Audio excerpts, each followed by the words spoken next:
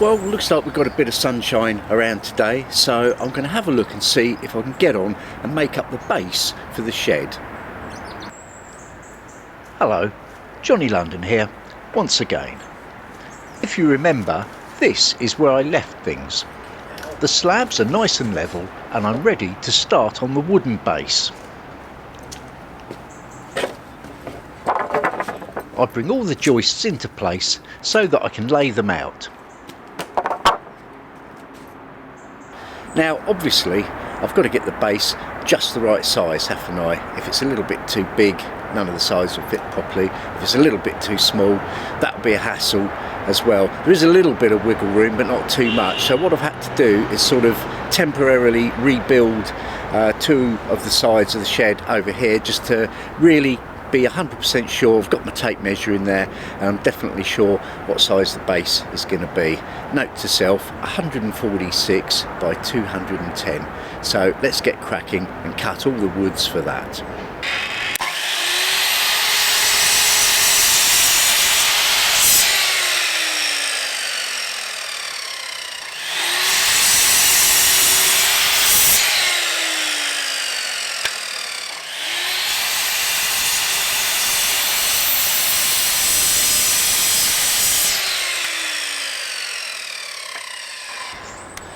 Of course, as these are bits that I found out in the street, what I'm doing is I'm just sort of looking at each one and just seeing which, ends are best, and just sort of cutting out and using the best bit really.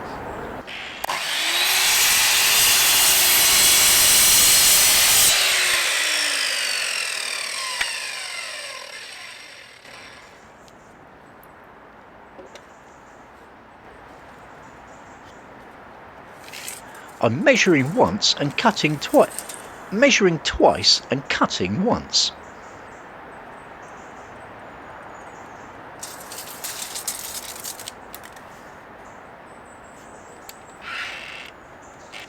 And of course, you can be pretty accurate with this thing.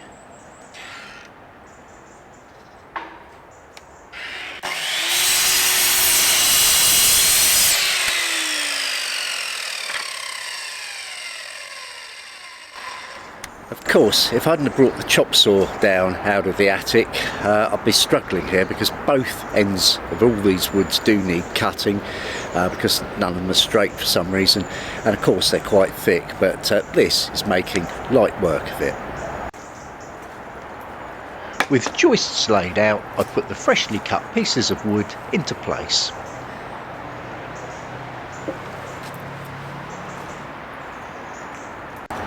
At this stage, I'm just checking that everything lines up okay.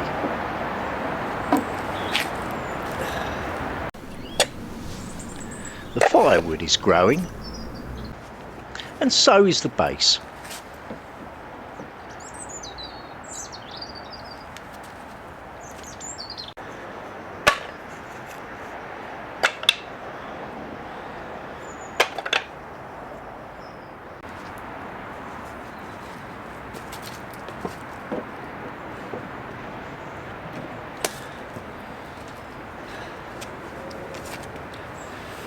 Well, that couldn't have worked out any better. I needed 14 of those, and I managed to find 14 good long bits with nothing left over except bits that weren't long enough, apart from one piece which I couldn't use because the foxes had pooped on it.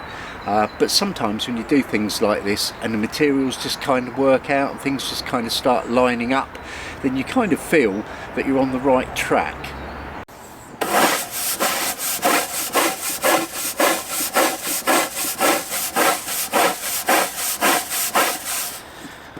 Well, what I'm doing, this is a good stiff brush so I can get any sort of bits of dust and muck off, and then what I'm going to do before I put all this together, I'm actually just going to give it a couple of really good coats of that sort of brown paint, just to, help it with sort of longevity a little bit. In fact, I end up giving them rather a thorough clean with a wire brush, so that the paint will adhere well. I've masked up too. Don't know where these have been.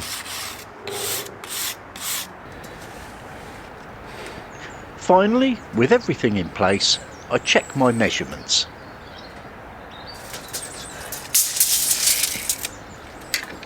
Well, annoyingly, I've got to cut a little strip off the end one.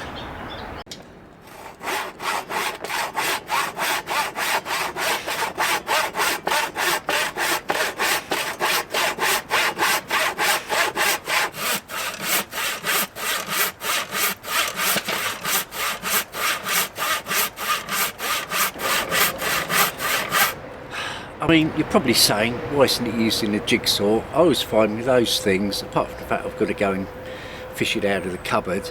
It'll probably cut a wonky sort of line that I won't be happy with, and then I'll have to sand it or plane it and mess about with, so I'm just going to resign myself to 5 or 6 minutes with a handsaw and just have done with it.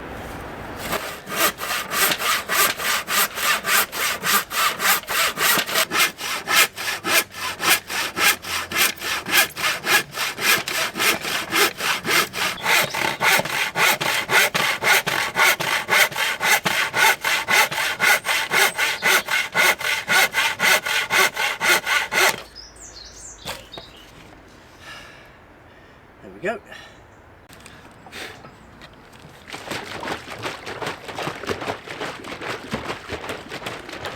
It's time for a bit of paint, if I can get the tub open.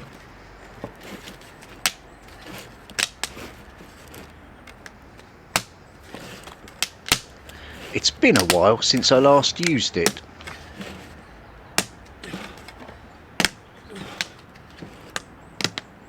Bloody hell.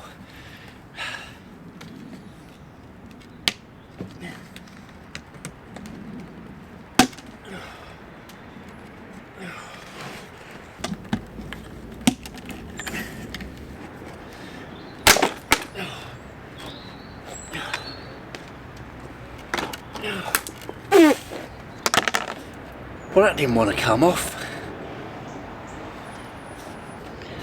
A quick clean up, I think, before I get a painting.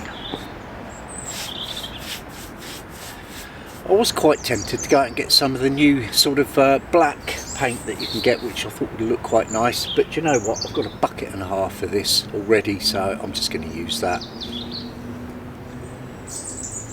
Nice easy job this, if a bit slow. The wood just drinks the paint up.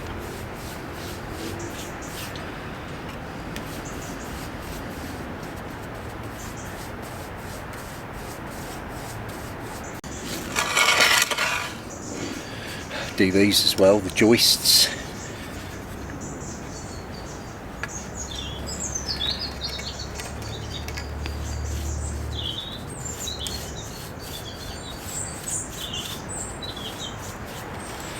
Actually, I wanted to put down some something like a sort of damp course underneath these joists, and I've got a roll of damp course somewhere, and I thought I'll cut a bit of that off, stick that on the underside, and that'll just give them something to keep them off the sort of wet concrete, as it were. But I couldn't find it, and I didn't want to buy another one, but I have got something else that would do. I've got some foil tape, some aluminium tape, so I'll probably tape the bottom sides of these when I get it all assembled and whatnot. So you know, everything just to try and help make it last that little bit longer, really.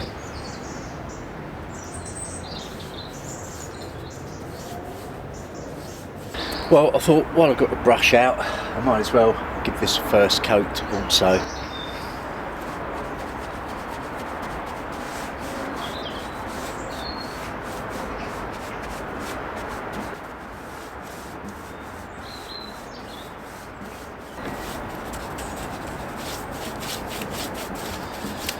It's actually incredibly easy paint to use this. You really do just sort of splosh it on. It's kind of like poster paint for grown-ups.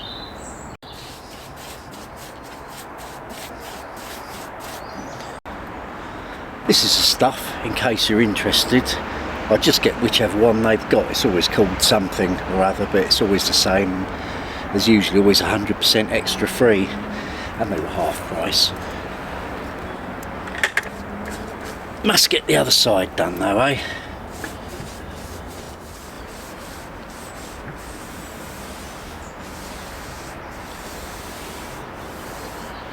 Only thing is this looks completely different to the rest of the shed.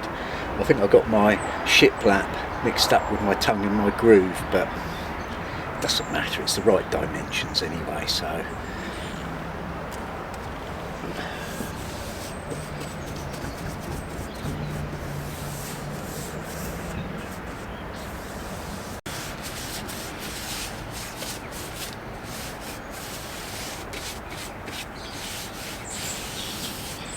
I don't know what the time is now, I have to have a look in a minute, but I can definitely feel the air really starting to sort of chill off a bit now. Also, the throng of the A1 has really been picking up, and that's a sure sign that it's rush hour, so it must be around about 5 o'clock or so by now. I should think I should just get this done, and that'll do me for today. It'll need another coat or two.